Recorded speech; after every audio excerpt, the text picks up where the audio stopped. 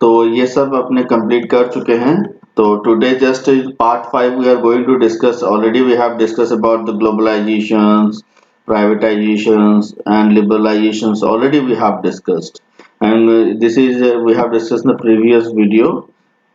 Till here we have completed in part 4. We are going to complete from today onwards. That is what an assessment, जिसको हम appraisal बोलते हैं। मतलब हमने new economic policy क्या था, क्यों आया, कैसे इम्प्लीमेंट हुआ, क्या हुआ, उसके बारे में तो अब तक हमने डिस्कस कर लिए। आज हम डिस्कस करने जा रहे हैं कि जो न्यू इकोनॉमिक पॉलिसी हमारा इंट्रोड्यूस हुआ 1991 में, वो कितना सही था, कितना गलत था, उसके बारे में डिस्कस करना है। क्योंकि हम इंडियन या कोई भी चीज का आप देखना दो पहलू होते हैं, कुछ तो बुरा होता है तो कुछ अच्छा होता है। तो हम वही इसी जो न्यू इकोनॉमिक पॉलिसी है, इसके मेरिट्स एंड डिमेरिट्स के बारे में आज अच्छे से डिस्कस करने हैं। तो उसमें जाने से पहले थोड़ा ये डिस्कस कर लेते हैं। एक टॉपिक है इंडियन इकोनॉमिक ड्यूरिंग रिफॉर्म्स कैसा था। Two parameters of economic reforms हम देख सकते हैं, एक macro economic stabilisations and micro economic structural adjustment. ये दो इकोनॉमिक हम पैरामीटर्स, इसको थोड़ा देखते हैं कि कैसा था हमारा economic reform. Micro economic stabilisation की वजह से हम जाएंगे तो macro economic stabilisation measures refer to those set of measures which affect the entire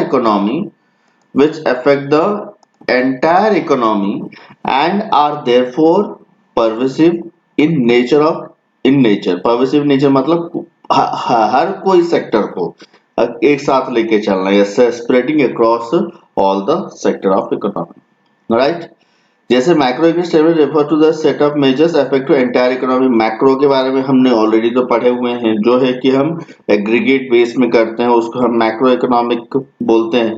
तो सेम वे ये इसको लेके चलता है, जो दीज मेजर्स इंक्लूड रिव्यू, जो इकोनॉमिक रिफॉर्म में हमारा जो हम लेके जाएंगे क्या क्या मेजर्स लिया गया है।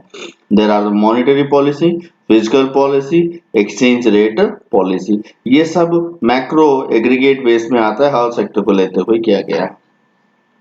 The focus of these measures was to cope with the crisis of confidence relating to ability of government to manage the country's during BOP status, balance of payment status जो हमारी गिर रही थी उसको हमको सही करना था। हमारे कंट्री का फिजिकल पॉलिसी, फिजिकल डेफिसिट में जो जा रहा था उसको हमको बैलेंस करना था, और मॉनेटरी पॉलिसी सही से इम्प्लीमेंट करना था। वो जो हमारा कंट्री उस समय जो क्राइसिस में थी उससे उभरने के लिए, या to come out from that, these policies need to be implemented, or it has implemented during that time. Particularly its ability to repay the loans take from the rest of the world. हमने क्या जो loan ले रखे थे दूसरे लोगों से या हमको लेना था, वो उसके लिए हमने ये सब चीजें की थी। उसके बाद दूसरा आता है micro economic structural adjustment. Microeconomic structural adjustments refer to those measures by the government which focused on structural changes in the economy and which had specific bearing on different sector of the economy. आप समझो macro economic हमने पूरे country के base में किया, micro में हम each and every sector in the country के अंदर ईच एंड एवरी सेक्टर को जो इंडिविजुअल सेक्टर में जो रिफॉर्म्स हमको लानी थी वो हमने मेजर्स लिए हैं। तो यहाँ पे क्या क्या हो गया, इंडस्ट्रियल पॉलिसी हमने इंडस्ट्रियल सेक्टर के लिए, ट्रेड पॉलिसी उसके लिए, पब्लिक सेक्टर पॉलिसी जो हमने इंडस्ट्री डिवाइड किए थे, प्राइस पॉलिसी कितना प्राइस किस चीज का होगा, टैरिफ पॉलिसी, ये सब हमने क्या किया हमारे कंट्री के अंदर डिफरेंट सेक्टर्स से लाया। तो अभी देखो, it may be noted that while macro economic stabilisation are short term measures to correct overall imbalance. अब इसको शॉर्ट टर्म क्यों बोलते हैं, अभी अच्छे समझो। फिजिकल पॉलिसी, हमारा फिजिकल सेटिंग हो जाए, हम जिससे लोन ले लिए वो सब पे कर दिए, तो वो सब काम खत्म हो गया। इसको हम इसीलिए शॉर्ट टर्म बोलते हैं क्योंकि ये फिजिकल पॉलिसी हम बैलेंस में आ गए, हमारा बीओपी बैलेंस हो गया, सब कुछ सेट हो गया, तो ये हो गया ना मैक्रो इकोनॉमिक स्टेबलाइजेशन जो लिया गया वो कवर अप हो गया। इसको इसीलिए शॉर्ट टर्म बोलते हैं कि खत्म हो जाता है, मतलब ये कंप्लीट होने के बाद हम थोड़ा राहत की सांस लेते हैं। मगर ये जो माइक्रो इकोनॉमिक वाले हैं, माइक्रो इंडस्ट्रियल पॉलिसी हमको लाना है एंड देन हमको देखना है, कंप्लीटली देखना है, क्योंकि हम अपने आप की ग्रो को देखेंगे, बात समझ रहे हो। तो this is what micro economic structural adjustment long term और ये शॉर्ट टर्म। शॉर्ट टर्म क्यों है? क्योंकि एक बार हम अपने डेस्टिनेशन में पहुंचने के बाद रात की सांस लेते हैं और यहाँ पे डेस्टिनेशन आती ही नहीं है। क्योंकि ऐसे आप एक साथ समझ लो, हम जॉब में जाते हैं, हम कहीं काम कर रहे हैं तो 4 बजे तक काम कर रहे हैं, मतलब हम कंपनी के लिए काम कर रहे हैं, घर के लिए भी काम कर रहे हैं, वो मैक्रो ऑब्जेक्ट हो गया। 4 बजे तक काम किए तो हम क्या 4 बजे के बाद काम हो गया तो घर आ गए, मगर घर की जो काम है वो क्या है, लॉन्ग टर्म है, और जो ऑफिस की काम है वो शॉर्ट टर्म एक टाइम के अंदर होता है। तो आप इस तरह से समझ लेना ये दोनों मेजर्स को, ठीक है। It improving level of efficiency and productive in different sector of the economy. अभी और एक आता है, कुछ टर्म्स हैं जो मैं आपको क्लियर करना चाहता हूँ, इसीलिए यहाँ पे छोड़ा नहीं मैं वो चीजें सब। First generation reforms and second generation reforms आए थे। हम जो रिफॉर्म्स हमारे हुए तो हमने 2 जनरेशन में बांट रखे हैं, या मान लो कि 2 जनरेशन होते हैं रिफॉर्म के। पहला जनरेशन जो होता है जिसमें लेजिस्लेटिव को हम वो क्या बोलते हैं, जिसमें हम उसको एंटरटेन ही नहीं करते, वो होता ही नहीं है। That means first generation of reform those which do not require any legislative actions. Legislative action मतलब आपने समझा होगा या इससे पहले 10th में पढ़ा होगा, लेजिस्लेटिव, एग्जीक्यूटिव एंड जुडिशरी जो हमारा कंट्री हॉरिजॉन्टल पावर शेयरिंग है, तो इसमें लेजिस्लेटिव का कोई रोल नहीं होता है। जो एडमिनिस्ट्रेटिव मशीनरी एग्जीक्यूटिव्स होते हैं या प्राइम मिनिस्टर प्रेसिडेंट्स होते हैं, they used to take the decisions in the reform measures. जैसे कि आप देखे होंगे, जैसे हमारा जो न्यू इकोनॉमिक पॉलिसी लाया गया 1991 में, क्या हुआ था पार्लियामेंट में डिस्कस बाद में हुआ होगा, मगर पहले तो हमने न्यू इकोनॉमिक पॉलिसी को अडॉप्ट किया था, एग्जीक्यूटिव्स इन लोगों को लेके आए थे, जैसे हमारे फाइनेंस मिनिस्टर और प्राइम मिनिस्टर, ये सब मिलके machinery of the government. Second generation reform, other hand, are those which require legislative actions. These reforms cannot be carried out through the existing administrative or executive setup of the government. Accordingly, second generation reform are often delayed. अब second इसमें से आपको पूछा जाएगा दोनों generation में कौन सी generation का जो रिफॉर्म्स होता है वो डिले होता है। सेकंड जनरेशन ऑब्वियसली होगा, जैसे जीएसटी लाया गया। जीएसटी ऐसा तो नहीं है कि सेंट्रल ही ले लेगा, क्योंकि भारत में हर कोई स्टेट में वो इम्प्लीमेंट होने वाला है, तो भारत में हर स्टेट असेंबली को आपको वो बिल को पहुंचाना है, और हर स्टेट की असेंबली में वो बिल पास होगा तब जाके आपका वो जीएसटी लागू होगा। जैसे 1999 में जीएसटी का दौर शुरू हुआ और जाके खत्म हुआ 2016 में। अब ये बात को समझ सकते हो कि जहां पे एडमिनिस्ट्रेटिव और लेजिस्लेटिव दोनों बात आ गए, it will take time, it is a delayed process, right? Then must move to the forward. An appraisal of LPG policy. अभी LPG policy का appraisal मतलब इस कितना सही है कितना गलत है एक बार देख लेते हैं। Briefly referred to as LPG policy, the term implies policies related to liberalization, privatization and globalization. समझ में आ गई। An appraisal of LPG policy implies an appraisal of NEP, an appraisal of economic reform initiated since 1991. Appraisal of LPG NEP requires that the reader appreciate and understand the merits and demerits of the policy with reference to Indian economy. चलो हम इसको merits हम discuss करते हैं। Following observation highlight the merits of LPG policy. क्या क्या है? पहले देखते हैं ये जो मेरिट्स ऑफ एलपीजी की मेरिट्स को हम देख रहे हैं। वाइब्रेंट इकोनॉमी, हमारा कंट्री एलपीजी लाने से वाइब्रेंट इकोनॉमी बन गया। कैसे? Indian economy has definitely become an more vibrant economy. Overall level of economic activity has trended up as indicated by GDP growth. हमारा कंट्री का जीडीपी ग्रोथ हुआ और हमारा कंट्री इतना डेवलप होने लगा, मतलब बहुत स्पीडी डेवलपमेंट जिसको बोलते हैं, it has taken place. Post LPG policy, the growth of GDP shot up as high as 8% per annum. 8% का GDP जो ग्रोथ रेट था हमने अचीव किया ड्यू टू दिस क्या LPG policy. Stimulant industrial production, हमारे कंट्री के जो industrial production था it has been grown up. LPG policies have worked as great stimulant to industrial productions in Indian economy. It is owing that this policy that IT industry in India has achieved global recognition. अभी हमारे country में IT तो पता ही है कि world में Bengaluru, Hyderabad, these are what IT industry हमारे भारत में बहुत फेमस हो चुके हैं। चेक ऑन फिजिकल डेफिसिट, आपको तो पता ही है हमारा कंट्री जो फिजिकल प्रॉब्लम में था, फिजिकल डेफिसिट में चल रहा था, ये एलपीजी लाने से हमारे कंट्री में फिजिकल डेफिसिट वाला प्रॉब्लम गया, जिसकी जो हमारे जीडीपी की 8.5% फिजिकल डेफिसिट हुआ करती थी वो कम होकर कितना आ गया 3.5% तक आ गया। और चेक ऑन इन्फ्लेशन, इन्फ्लेशन के बारे में मैं आपको बता दूं, आपने क्लास 11th में ऑलरेडी पढ़ा होगा चैप्टर इन्फ्लेशन क्या है। यहाँ पे मैं फिर से आपको क्लियर करा दूं, सॉरी 11th में आप लोग नहीं पढ़ेंगे, उनसे पहले और स्टैटिस्टिक में भी आती है थोड़ी।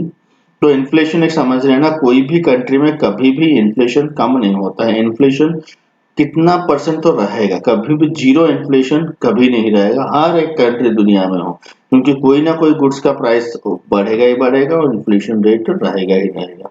तो यहाँ पे क्या हमारा जो इन्फ्लेशन रेट था 17-18 में, जो हमने देखा इट इज 13-14 या 11-12, ये जो हमारे जो ये था इन्फ्लेशन रेट था वो 6 to 9% तक रहता था। अभी ये 2.9% आ चुका है। ये किसके चलते? ये एलपीजी पॉलिसी को इम्प्लीमेंट करने के चलते हमारे भारत में इन्फ्लेशन रेट कम हुआ है। अभी इन्फ्लेशन के ऊपर तो चैप्टर है ही, हम आगे डिस्कस करेंगे इसके ऊपर। तो अभी आप जस्ट ये समझ लो कि inflation rate of the country has been reduced to 2.9% per annum. अभी आगे बढ़ते हैं। It may be noted that high inflation lead to the rise of interest rate, implying rise of the cost of the investment. Accordingly, growth rate of adversely impacted.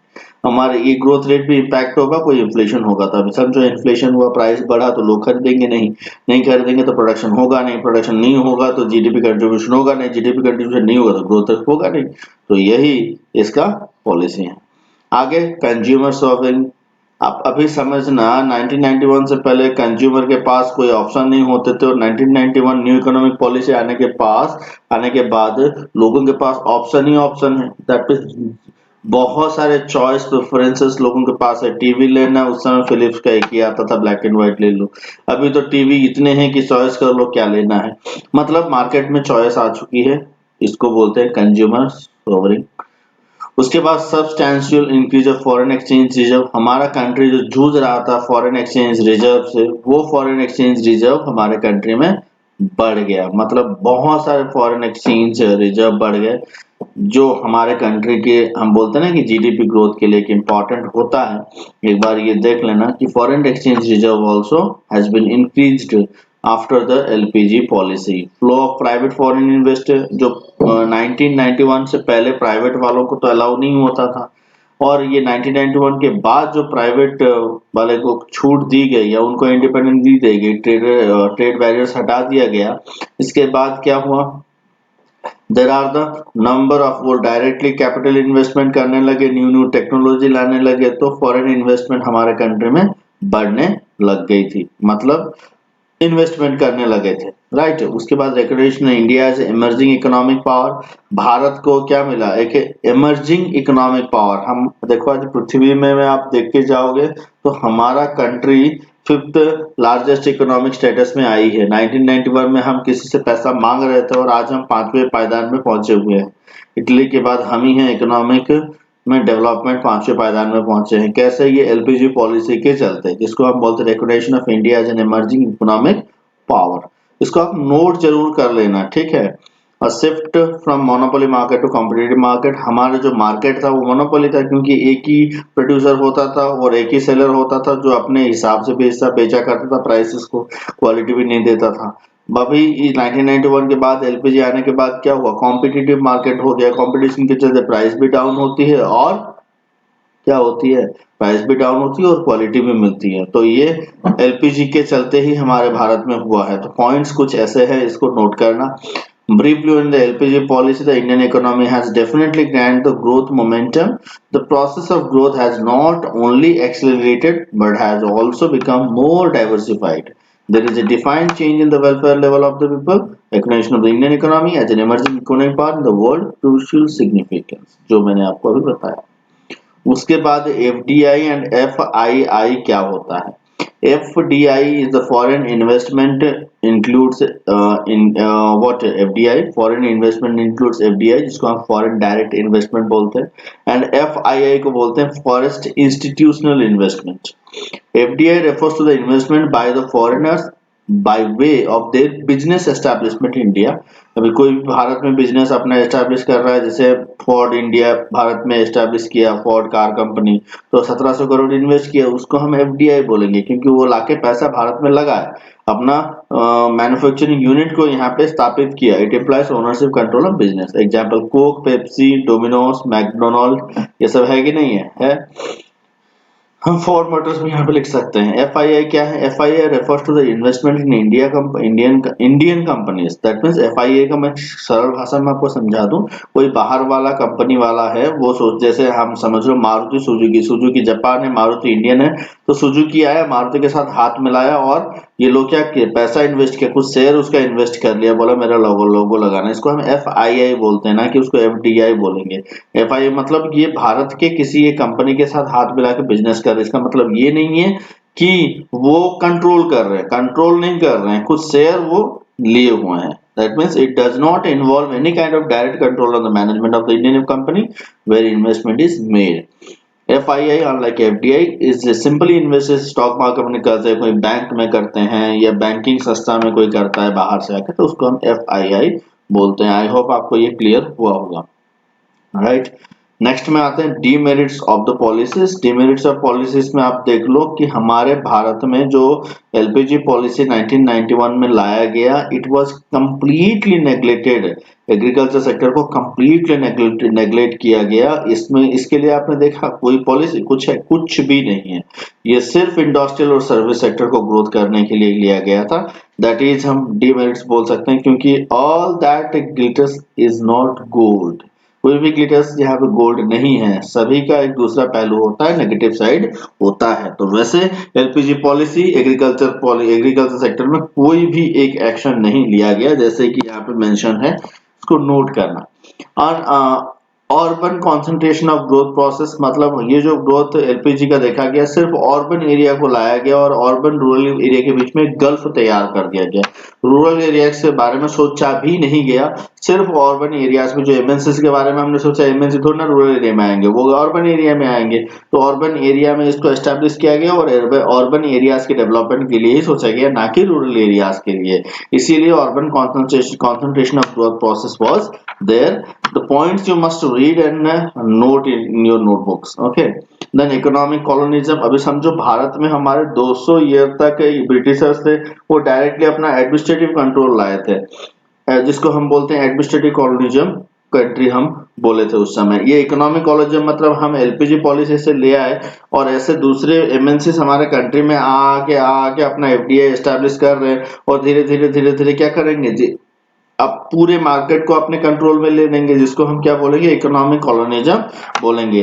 That mean that हम ज्यादा से ज्यादा क्या कर रहे हैं, MNC या दूसरे कंपनीज को हमारे भारत में लाके छोड़ रहे हैं कि भाई आओ बिजनेस करो।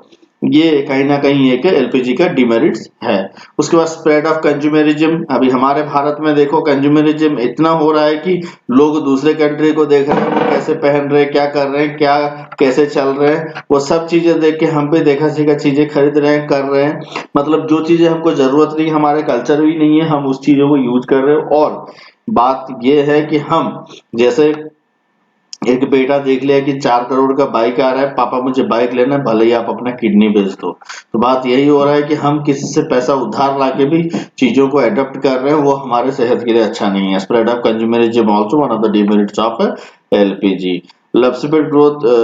लैप्सिडेट ग्रोथ प्रोसेस। अभी आप ये देखना कि हमारे भारत में लैप्सिडेट ग्रोथ तो हो रही है, मगर ये सभी सेक्टर को एक साथ लेते हुए ग्रोथ नहीं हो रही है। ये सिर्फ सर्विस सेक्टर को लेते हुए हमारे भारत में ग्रोथ हो रही है और सर्विस सेक्टर का ही ज्यादा कंट्रीब्यूशन है जीडीपी के लिए। जो ग्रोथ हम देख रहे हैं वो सर्विस सेक्टर का कंट्रीब्यूशन है, बाकी दो सेक्टर कुछ ही कंट्रीब्यूशन नहीं कर रहे हैं। और आईटी को ज्यादा फोकस किया गया था, जो हमारे सेहत के लिए अच्छा नहीं है। सेहत के लिए मतलब कंट्री के लिए अच्छा नहीं है, कंट्री इकोनॉमी के लिए अच्छा नहीं है। Rising price of food product toward the end of 2019 should serve as a wake-up call to the fact of LPG policy are almost neglecting the farming sector of the economy। आप ये समझ लो 2019 में जो हमारे भारत में प्राइसेस इंक्रीज हो गया था, ये एक अलार्म, ये बेल बजा दिया कि भाई एग्रीकल्चर सेक्टर को हम ध्यान दे ही नहीं रहे हैं, थोड़ा देख लो, राइट। तो यही चीज हुआ कि एग्रीकल्चर सेक्टर को हम देखना पड़ेगा, क्योंकि ये ग्रोथ प्रोसेस तो ग्रोथ तो हो रहे हैं, मगर दोनों सेक्टर को हाथ छोड़े हुए हम आगे भाग भाग के जीत रहे हैं, जिसको हम जीतना नहीं बोलते हैं।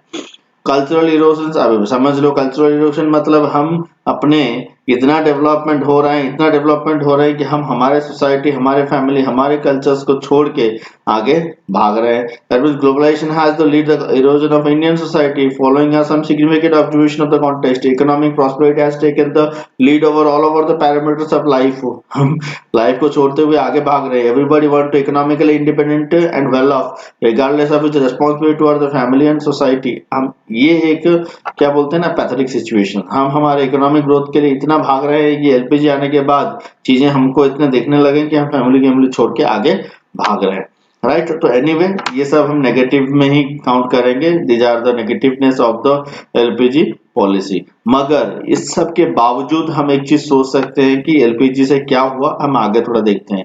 ये मेरिट और डीमेरिट दोनों हमारे सामने आ गए, तो भाई हमको करना क्या है, कहाँ जाना है, किस में हमको इन्वेस्ट करना है, कौन सी चीज को हमको ज्यादा फोकस करनी है, वो हम एक बार देख लेते हैं।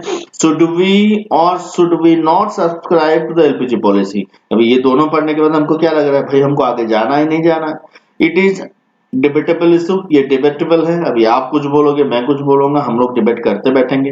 But avoiding the pros and cons of LPG, merits demerits को अवॉइड करते हुए, you people can definitely make one concrete observations. क्या ऑब्जर्वेशन हम एक बार करके देख लेते हैं।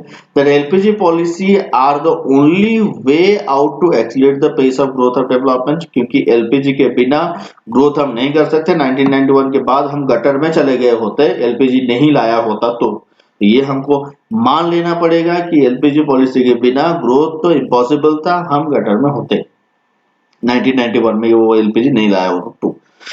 Indeed, pursuit of the LPG policy was a great extent a matter of economic compulsions rather than a matter of choice of politicians of the country। मतलब politician क्या चाहते थे क्या नहीं चाहते थे वो सेकेंडरी मैटर है। हमको एलपीजी पॉलिसी लाना था क्योंकि वो हमारा इकोनॉमिक मैटर था, हमारा इकोनॉमिक प्रॉब्लम में थी, right. However compulsion should never mean abject surrender. हम कोई कंपल्सन आ रहा है तो हम यहाँ पे सरेंडर कर दें, ऐसा नहीं है। It is strongly recommended that, मतलब आप समझो हमको कोई प्रॉब्लम्स आ रही है तो हम वहां पे कंप्लीट सरेंडर कर देंगे क्या? एलपीजी ले आए और हमारे भारत को पूरे मिट्टी में मिला देंगे? नहीं, इसका कुछ ऑब्जर्वेशन हमने रखा था। देखो, recommended LPG policy are pursued with guarded precautions. कुछ प्रिकॉशंस हमने लिया हुआ था, एलपीजी लाए थे मगर प्रिकॉशंस हमने रखा हुआ था। वो क्या प्रिकॉशन था, 4 पॉइंट में यहाँ मेंशन किया गया, देख लो। We must see it that we do not surrender to big players of the international market. यहाँ पे प्रिकॉशन ऐसा था कि हम चेक करते रहे कि हम ऐसे सरेंडर नहीं कर रहे हैं कि कोई बिग प्लेयर से कोई बड़ी कंपनी है जिसके चलते हैं, जिसके अंडर में हम सरेंडर कर रहे हैं, ऐसा कुछ नहीं। हमको प्रिकॉशन लेते हुए एलपीजी या किसी को अलाउ करना है। We must see to that we do not compromise with economic interest of our domestic producer and allow the access of foreign investment in the market। अब समझो यहाँ पे और एक चीज भी आया कि हम इकोनॉमिक इंटरेस्ट को देखते हुए हम हमारे डोमेस्टिक जो प्रोड्यूसर है ना उनको कभी भी नीचा नहीं दिखाते। हम हमारे डोमेस्टिक प्रोड्यूसर के साथ कोई कंप्रोमाइज नहीं करेंगे। हम इकोनॉमिक डेवलपमेंट तो करेंगे मगर हमारे डोमेस्टिक प्रोड्यूसर के साथ हम कोई कंप्रोमाइज नहीं करेंगे। तो फॉरेन इन्वेस्टर आने से पहले हम उसको देख लेंगे कि हमारे डोमेस्टिक प्रोड्यूसर के लिए कोई प्रॉब्लम ला रहा है कि नहीं ला रहा है। We must see to that we do not become economically subservient to multinational corporation। Multinational corporation के कॉर्पोरेशन के अंदर हम आ जाएंगे या वो लोग जैसे बोलेंगे हम करेंगे। वैसा जैसे हमने देखा था ना कि इकोनॉमिक कॉलोनिज्म, ये कहीं होना जाए। We must be in the position of channelize FDI foreign direct investment। हम फॉरेन डायरेक्ट इन्वेस्टमेंट को चैनलाइज करें, फॉरेन डायरेक्ट इन्वेस्टमेंट हमारे कंट्री में आए more into areas of infrastructure rather than retail trading. मतलब हम समझ लो इंफ्रास्ट्रक्चर में फॉरेन इन्वेस्टमेंट हमारे कंट्री में आए, ना कि ये छोटे छोटे बिजनेस में। छोटे छोटे बिजनेस में फॉरेन इन्वेस्टमेंट आ गया तो हमारे भारत के छोटे छोटे जो हैं लोग जो इस सब में इन्वेस्ट करते हैं वो कहाँ जाएंगे। तो इन दैट केस हमको ये समझ के रखना है कि फॉरेन डायरेक्ट इन्वेस्टमेंट ये चेक किया गया है कि इंफ्रास्ट्रक्चर ऐसे है। जैसे हमारे भारत में क्या है, जैसे junction, food junction like KFC, Domino's, ये सब दूसरे कंट्री से आके यहाँ पे जमाए हुए हैं। अभी इसके बाद इसका कुछ क्वेश्चंस हैं जो मैंने यहाँ पे दिया हुआ है, MCQs रिवीजन टेस्ट है, इसको करके आप लोगों को मुझे सबमिट करना है, राइट। इसके बाद आप अच्छे से रहिए, ये चैप्टर वाइंड अप होता है। Thank you very much, stay tuned, stay healthy.